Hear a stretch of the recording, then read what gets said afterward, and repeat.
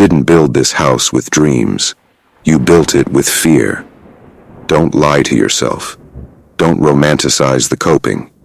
Don't wrap it in productivity, aesthetics, or survival stories. This was not a temple. It was a shelter thrown together during a storm you never asked for. You stacked every wall out of panic, every beam out of betrayal, every window from the broken glass of things you never got to say. And then you stood inside it, alone, and called it strength. But it was never strength. It was desperation dressed in control. It was a child screaming silently behind adult eyes. And now, that house, the one that kept you from falling apart, is the very thing suffocating the life out of you. Can't you feel it? The tightness in your chest every time you try to expand? The echo of your own voice as it bounces off walls that were supposed to protect you but now only reflect your performance? You're trapped. Trapped in the personality you had to build to be loved. Trapped in habits that started as shields but have turned into shackles. Trapped in routines that numb your soul just enough to keep you functional but never free. This is not a home anymore. This is a cage. And I'm here to tell you, if you don't burn it down, it will bury you alive. Don't look away. Don't flinch. You know I'm speaking to you. You can feel it in your gut. This is the moment you either shatter the illusion or let it keep owning you. And I'm not here to give you a tour of your pain. I'm here to call your name from the center of the fire and tell you, you were never meant to stay here. You're going to walk room by room, through every archetype you built to survive. You're going to see them, not as flaws, but as brilliant wounded protectors. And then you're going to release them. One by one. Until you can finally stand at the edge of the wreckage and say, I am not this house. I am not these walls. I am what survived them. And the first step, the first room, it's the shrine of perfection. You know it well. You walk in, and everything's in place. Spotless, quiet, controlled. It smells like lavender and shame. You dare not touch anything. You can feel your spine straighten, your voice soften, your presence shrink. This room was built by your fear of being wrong, your terror of being too much, your obsession with being enough. This is the sanctuary of the perfectionist, the one who told you that if you just kept everything flawless, your appearance, your behavior, your results, then maybe, just maybe, they'd love you. They wouldn't leave. They wouldn't laugh. But here's the truth. Perfectionism is not love. It's fear in a fancy outfit. You built this room to hide your humanity. You built it to erase your mess, and now it's erasing you. You are exhausted from curating your existence. You're not safe because you're perfect. You're safe when you're real. So I want you to do something right now. Smash a plate. Knock the books off the shelf. Tear the curtains down. Unmake this room. Because you do not need this shrine anymore. Perfection was the wall.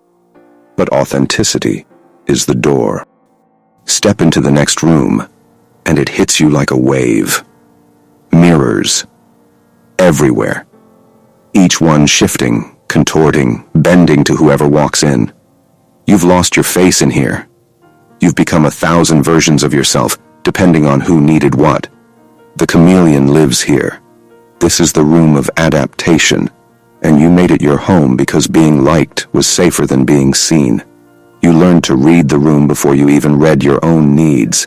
You became a shapeshifter, a pleaser, a master of keeping the peace. But the cost? You vanished.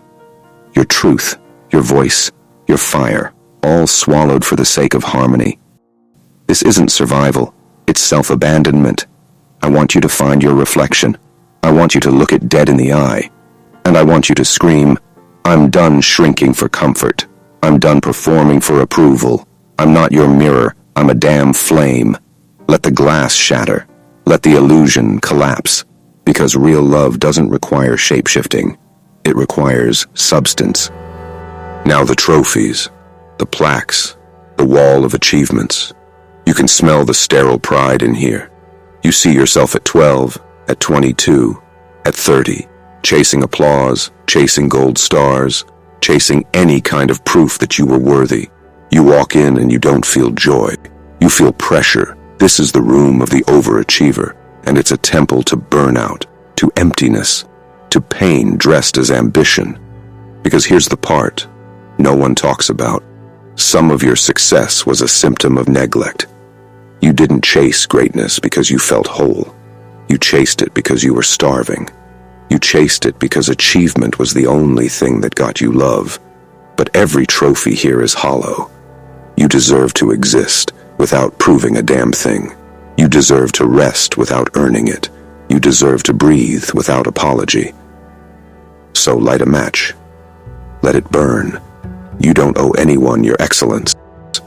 You only owe yourself your freedom. You want real silence? Walk into the glass bedroom.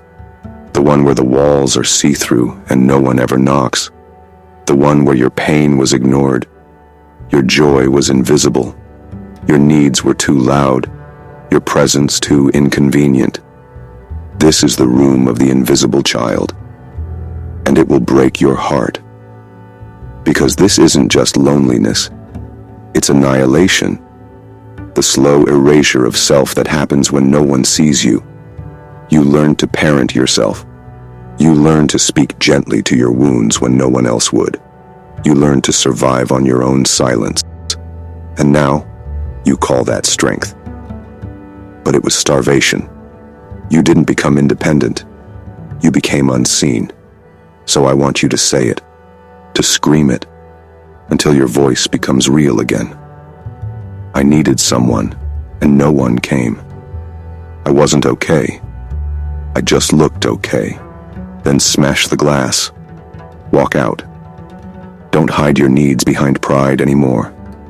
Let the world feel the weight of your voice. One more room for now. One more mask to rip off.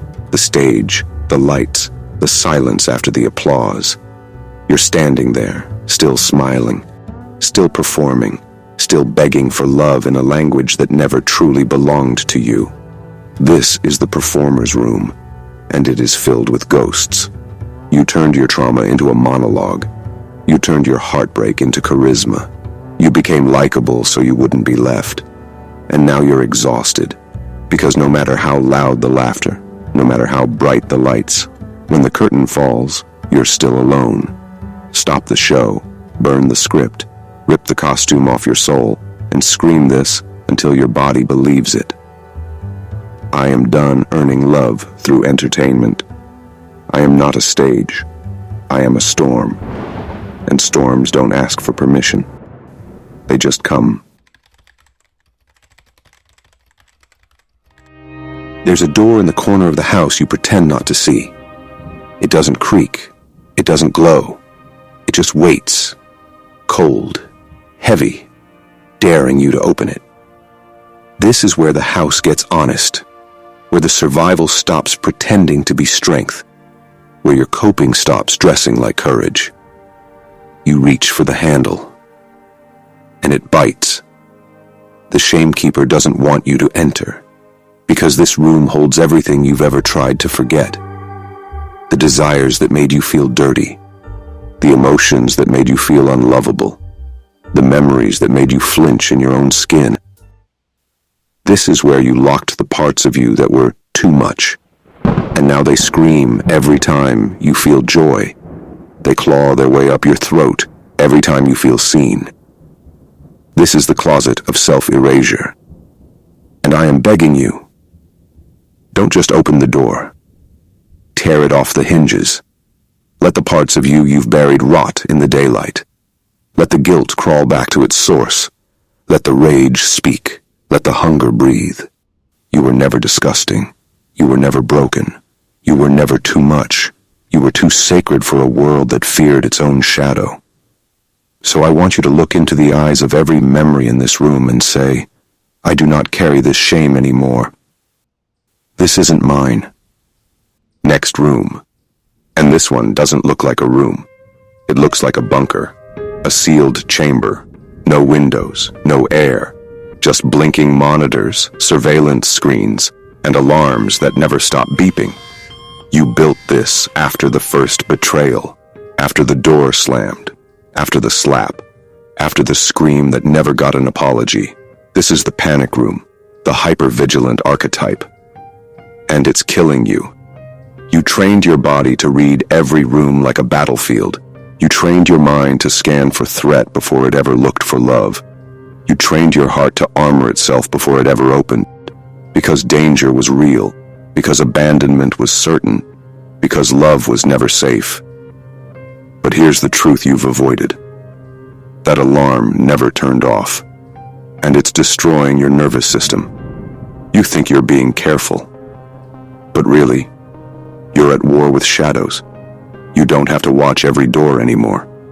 You don't have to live like a prison guard inside your own life. The threat is gone. But your body doesn't know that yet. So I want you to say it, no, scream it, until your heartbeat remembers. I'm not in danger anymore. I'm not in danger anymore. I'm not in danger anymore. And then walk out. You don't need surveillance. You need softness. It smells like candles and heartbreak in here. There are prayers carved into the walls. You see altars to other people's wounds. You see your own hands blistered from carrying everyone else's pain. You know this place well. It is holy. It is heartbreaking. It is the chapel of codependency, and you are its most devoted worshiper. This is the room of the martyr, the one who stayed too long, gave too much, loved too hard, even when they were bleeding, even when they were being erased. Because somewhere in you a script said, if I suffer for them, maybe I'll finally be worthy of staying.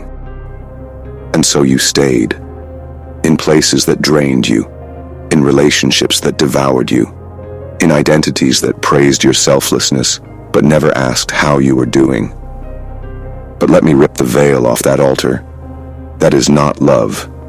That is abandonment with a halo. You can't save anyone by disappearing. You can't earn love by bleeding for it. You are not a sacrifice. You are a soul. And I want you to scream this like it's your resurrection. I am not required to hurt to be held. Blow out the candles, burn the prayers, and walk out. Love does not demand your extinction. The next room is different. It's not loud. It's not angry. It's not desperate. It's haunted. This is the Hall of Echoes. You don't see memories. You hear them. Whispers of the moment they walked away. The apology that never came. The dream that died quietly in the night. The silence after you said, I love you, and they didn't say it back. This is the room of the ghost, and you are still living here, half present, half elsewhere. You wake up with memories stuck to your ribs.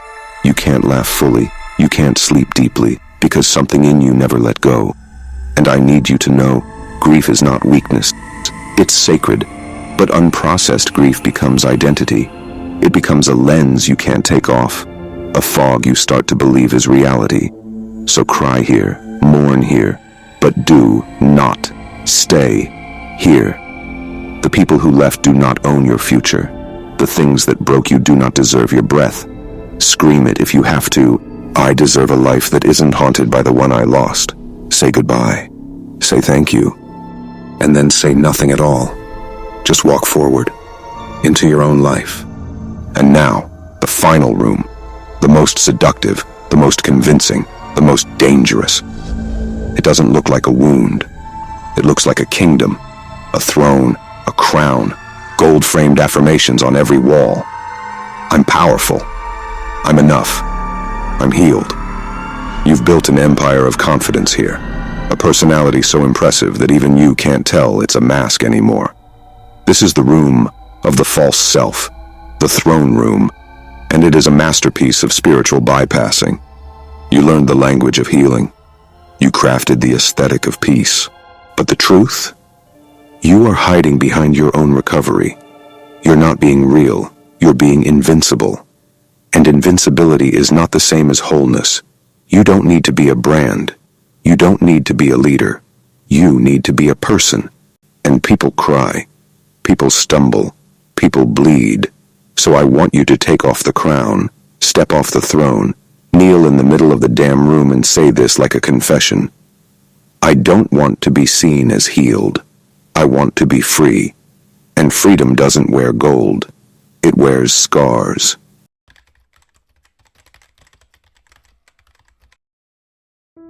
You're outside now. The air hits your skin like a truth you didn't know you were dying for. There are no walls, no mirrors, no trophies, no altars. Just earth, just space, just the terrifying stillness of nothing to perform. You're standing in the wild now, and it's quiet. Too quiet. No alarms, no roles, no identities screaming your name. You feel the ache crawl up your spine. Who am I now? Because here's what they don't tell you about leaving the cage. Freedom feels like loss at first. You're not floating. You're grieving. Because those archetypes, those rooms, they weren't just prisons. They were people you became to stay alive. And now, you've buried them. The performer, the martyr, the ghost. They're gone. And even though they hurt you, they held you too. So don't rush past this ache. Sit in it. Let it bleed. Let it sting. Mourn the masks. Thank them. And then, let them stay dead. Because this is where you begin again. There is no guide for this part. No script. No blueprint. Just soil, raw, untouched, scared of its own fertility. You kneel down. You press your fingers into the dirt. It's cold. It's alive. It welcomes you like a mother you never had. And something inside you breaks open, not with pain, but with permission. This is the garden of becoming, and you've never been here before. Because everything before this was construction, persona, strategy, survival. But this is emergence. There's no applause here. No one is watching. You don't get to impress your way through this part. You have to feel. You have to stay. You have to listen to the silence until your own voice comes back. And when it does, it won't sound polished. It won't sound wise. It will sound true. And that is enough. That has always been enough. So let me shout this for your bones. You don't need to know who you are to become who you are. You just need to stop running. From the pain, from the quiet, from yourself. Let the grief move. Let the anger scream. Let the softness swell. You were never supposed to be palatable. You were never meant to be a brand. You are a human being. And being is messy. Being is sacred. Being is slow. But being is real. And that's what this garden demands. It demands your rawness. Your not yet readiness. Your tremble. Your breath. Your unperformed prayer. This is not the place to rise. This is the place to root. And while you root, the old voices will rise. Of course they will. That's how trauma tests transformation. You'll hear the perfectionist say, "Do more." The overachiever will whisper, "You're falling behind." The chameleon will panic, "No one likes the real you." And the ghost will ache. Remember what you lost? And in those moments, you'll want to run back into the house.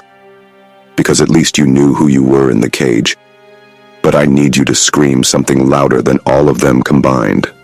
Scream this like it's the last line you ever speak. I do not live there anymore. I do not belong to who I had to be. I am not a wall. I am a wilderness. That is what healing sounds like in its truest form. Not peace, not beauty, but fire meeting dirt, rage meeting stillness, truth meeting body, and body saying, "You're safe here." You don't owe anyone a polished version of your process. You don't owe anyone evidence of your healing. You owe yourself resurrection. And resurrection doesn't come from looking good. It comes from digging your hands into the soil of your becoming and whispering, "Let whatever's real grow." And so, every day, you return to the dirt, to the quiet, to the unsexy rituals that don't look like self-help. They look like self-remembrance. You stop chasing. You stop proving. You stop auditioning for a love you already deserve. And one day, without warning, you laugh, and it feels real. You cry, and it doesn't scare you. You rest, and you don't hate yourself for it. That's the bloom. Not a flower, not a performance, just a breath, just a moment, just a truth that says, I am here and that is enough. And you walk back. Not out of weakness, not out of nostalgia, but out of power. Because when you've stared your pain in the face and walked away whole, you're no longer afraid to return. So you go back to where the house once stood, not to rebuild, but to witness, to stand among the bones of what once held you hostage and say, I survived you. And as you look around, you see the wreckage, the throne of false healing, toppled, the glass bedroom, shattered, the panic room, silent, the altar to overachievement, buried in ash. It's all here, but it no longer owns you. These are not memories, they're proof of your resurrection, proof that pain can build prisons and also doorways, proof that you were never broken, just buried, and now it begins, not a new house, not another identity, but a new kind of living, a life without masks, a life without rooms that shrink your truth, a life that asks, not who do I need to be, but who am I when I stop pretending? And that answer doesn't come in lightning bolts or spiritual downloads. It comes in ritual, in returning, in choosing softness over shame, in listening when the performer says, impress them, and responding, I'm not here to impress, I'm here to exist. In hearing the martyr whisper, give more, and replying, not this time I choose me. In feeling the ache of the ghost rise again, and still choosing joy. That is the ritual, not perfection, but choice, over and over, until the choosing becomes your nature.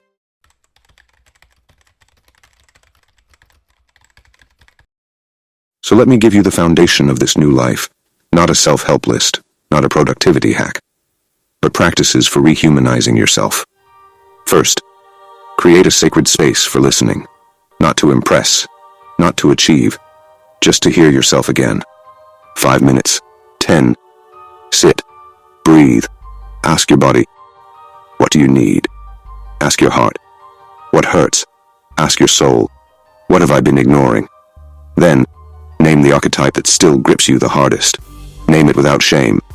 The moment you name the performer, the overachiever, the chameleon, you loosen their grip. You stop confusing them with you. Next, set one rebellious boundary each week. Say no where you used to self-abandon. Cancel the plan. Break the pattern. Rest when the guilt screams. Speak the truth when the silence tempts you. Let each boundary become a prayer of return. Then, choose one act of joy that no one gets to see. Write something that will never be published. Dance without posting it. Sing with no intention of being good. This is how you love yourself without witnesses. Finally, speak to the child inside you, not the pattern.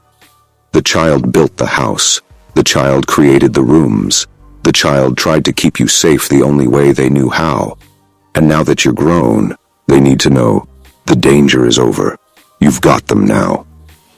And when the shame rises, when the old script starts to seduce you again, remember this. The house burned. The ashes are behind you. You do not need to rebuild it. You do not need to pick up a single brick. You can sit in the dirt. You can plant new things. You can choose silence over performance, truth over image, wholeness over hustle. And when the world tells you to build faster, be shinier, look more healed, you can shout back, no. I choose slow. I choose real. I choose peace. And that choice, that's how freedom grows. Because freedom doesn't arrive with a bang. It arrives in your breath, in your body, in your stillness. And every time you choose it, even when it's hard, you're saying to yourself, I am no longer willing to suffer for belonging. I am no longer performing for love. I am no longer shrinking to be safe. I am here, and I am enough. You turn back one last time. Just rubble now. Ruins. Nothing left to cling to. Nothing left to rearrange. And still, part of you wants to mourn it. Because even your cage was once a comfort. That's what no one tells you about healing. The pain will leave, but the familiarity of suffering will try to pull you back. You'll stand at the edge of your own freedom and whisper, "But maybe I should have stayed just a little longer." Don't. The house is not yours anymore. The mask is not yours anymore. The silence is not yours anymore. It is dead. So you gather the final words, the last rites, the sacred scream that severs you from everything you've ever had to fake just to feel safe. And from the depths of your soul, you roar, "I am done building homes out of trauma. I am done calling pain purpose. I am done being impressive instead of alive. I will not perform. I will not shrink. I will not earn what I already deserve. I am not the child who needed this house. I am the flame who burned it to the ground." And with that, the final ember dies. And what rises isn't you from before. It's not the old self. It's not even the healed one. It's the true one, the unmasked, the uncontained, the voice you had before the world taught you to beg for belonging.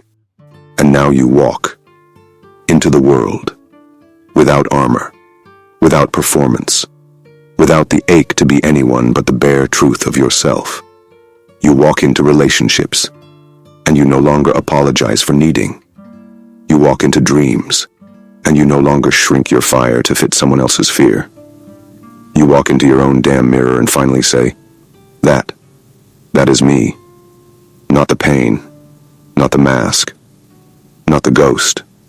That. And it won't be easy, but it will be worth it. Because what's blooming inside you now isn't survival. It's sovereignty. So here are your final rituals, your weapons of return, your map home. First, build a sanctuary inside your body.